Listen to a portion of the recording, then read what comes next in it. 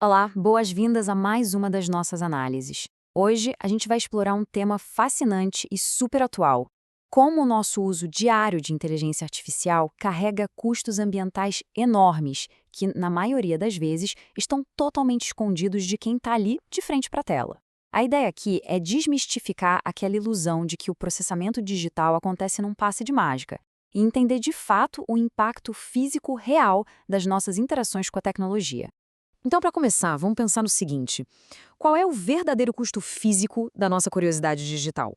É muito comum a gente ter aquela ilusão de que um texto gerado por IA simplesmente surge do nada, né? Como se ele ficasse flutuando numa nuvem imaterial e invisível. Mas a verdade nua e crua é que, toda vez que uma pergunta é digitada, o mundo físico responde. Não tem magia nenhuma aí, tem uma infraestrutura pesada trabalhando duro. E olha só que loucura esse caso real que tiramos direto de uma fatura de serviços em nuvem. É um exemplo prático de uso de uma API de inteligência artificial durante um mês inteiro. O gasto financeiro total, apenas R$ 1,65, quase nada, certo? Só que esse valor minúsculo foi suficiente para gerar cerca de 900 mil tokens. Trazendo isso para o mundo real equivale a escrever o conteúdo de 9 livros inteiros, uma pequena biblioteca por menos de R$ 2. E é justamente esse custo financeiro quase zero que cria a falsa sensação de que a gente pode usar a IA sem limite nenhum. Para colocar isso numa perspectiva ainda mais clara, a gente está falando de mais ou menos 675 mil palavras. É um volume massivo de texto produzido por um valor que não compra nenhum cafezinho na esquina. O custo financeiro acaba sendo uma máscara perfeita, sabe? Ele esconde completamente a realidade física necessária para produzir toda essa informação em questão de minutos. E isso mostra exatamente o que rola nos bastidores de um simples comando de texto. Quando o botão de gerar é clicado, começa uma verdadeira reação em cadeia física. Primeiro, data centers a quilômetros de distância são ativados. Segundo, processadores de altíssima potência começam a trabalhar a todo vapor. Terceiro, uma quantidade gigantesca de energia elétrica é consumida. Quarto, todo esse trabalho computacional gera um calor extremo. E por último, volumes enormes de água precisam ser usados nos sistemas de resfriamento para evitar que esses servidores simplesmente derretam. Juntando todos esses passos, a ficha cai. Cada repetição, cada pequeno ajuste numa pergunta que a gente faz para a IA só para ter uma resposta um pouquinho diferente, imprime um novo recibo físico no planeta.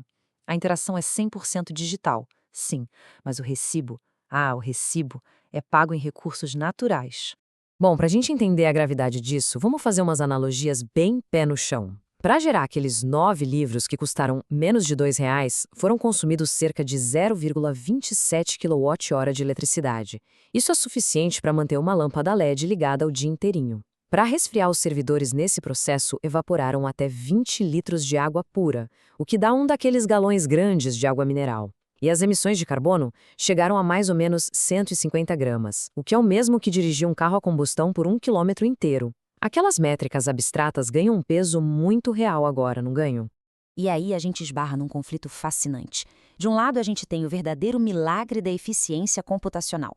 A inteligência artificial faz em minutos um trabalho que um escritor humano levaria anos e gastaria milhares de calorias para fazer. Mas, do outro lado, tem a trágica realidade do desperdício informacional. O nosso comportamento, incentivado por esse baixo custo, acaba transformando a maior parte desse milagre tecnológico em mero lixo digital, consumindo recursos físicos à toa. O cerne do problema funciona como um grande funil de desperdício. Como não pesa no bolso, a gente acaba usando sem muito critério. A estimativa é de que 80 a 90% de todo esse conteúdo gerado seja simplesmente ignorado, descartado ou seja só fruto daquela curiosidade solta sem rumo. É uma montanha de respostas não aproveitadas. E como a gente acabou de ver, esse descarte não é inofensivo. É uma poluição informacional que já teve seu custo físico pago em energia, água e emissões lá na hora que foi gerada. Para fixar bem isso na cabeça, é só lembrar dos 9 livros lá do começo. Desses 9, a estimativa mais realista é que só 1 ou 2 realmente entreguem algum valor concreto ou aplicação útil. O resto todo, os 85%, cai direto na categoria de desperdício digital. É uma infraestrutura física gigante sendo ativada para absolutamente nada de produtivo. Mas vamos dar um passo além e ver como isso fica numa escala maior. Imagina o que acontece se um único entusiasta ficar interagindo intensamente com a IA umas 10 horas por dia durante um mês inteiro.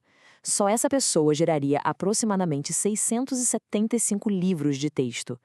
Para sustentar esse hábito por 30 dias, seria necessária a mesma energia de manter uma geladeira ligada o mês inteiro e água suficiente para cerca de 25 banhos de chuveiro. Agora, multiplica isso. Vamos pegar esse padrão de uso e multiplicar por 1 milhão de pessoas. O que, convenhamos, é uma fatia minúscula da base global de usuários de internet hoje em dia. O impacto ganha proporções assustadoras. A gente não está mais falando de geladeiras ou banhos. Estamos falando de uma demanda que exige a infraestrutura pesada de cidades inteiras. As projeções para essa escala são de cair o queixo. Em só um mês, 1 milhão de usuários com esse perfil consumiriam 20 gigawatt-hora de energia. Isso abastece totalmente uma cidade de porte médio. A evaporação de água pularia para 1,5 milhão de metros cúbicos, ou seja, 600 piscinas olímpicas de água potável evaporando para o ar. E a produção de texto bateria 675 milhões de livros por mês, um volume que passa do dobro de todos os títulos literários já publicados na história da humanidade. Dá para perceber que, se 1 bilhão de pessoas fizerem isso, a demanda vai engolir a capacidade de produção de energia de muita nação desenvolvida por aí. E é exatamente aqui que a gente encara o paradoxo da eficiência da IA. O mesmo barateamento que democratizou a tecnologia corre o risco de causar um colapso nos nossos recursos físicos. É igualzinho ao que aconteceu com as redes sociais, os vídeos curtos e o armazenamento infinito. Quando a ferramenta aparece de graça na tela, o nosso comportamento tende a ficar extremamente descuidado. A eficiência da máquina está sendo anulada pela ineficiência do nosso uso. Para tentar equilibrar essa balança, a gente precisa resgatar urgente o conceito de ecodesenvolvimento. O desafio não é parar de usar ou travar a inovação de jeito nenhum. O ponto é integrar esse crescimento tecnológico monumental da IA com uma gestão que seja consciente de verdade e que respeite os limites finitos do nosso planeta. Em resumo, a gente precisa aprender a praticar a sustentabilidade ambiental também dentro dos nossos espaços digitais. A boa notícia no meio de tudo isso é que existem soluções super práticas para o nosso dia a dia para reduzir drasticamente esse desperdício. O segredo é mudar a chavinha da exploração sem fim para um foco em conversão e utilidade. Primeiro, tenha um objetivo claro antes de fazer uma solicitação.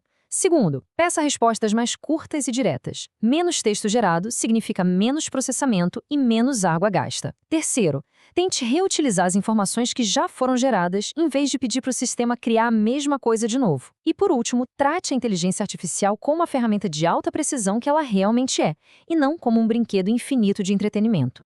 E para encerrar a nossa explicação de hoje, vou deixar uma reflexão super poderosa para guiar as nossas próximas interações digitais. A IA não é cara para o usuário, mas é cara para o planeta. Toda vez que aquele cursor fica piscando na tela esperando um comando, tem um mundo físico inteiro por trás só aguardando para ser ativado. Como a gente pode tornar o nosso próximo comando não apenas inteligente, mas também sustentável? Fica aí a provocação para todo mundo pensar. Muito obrigada pela companhia em mais esta análise e até a próxima.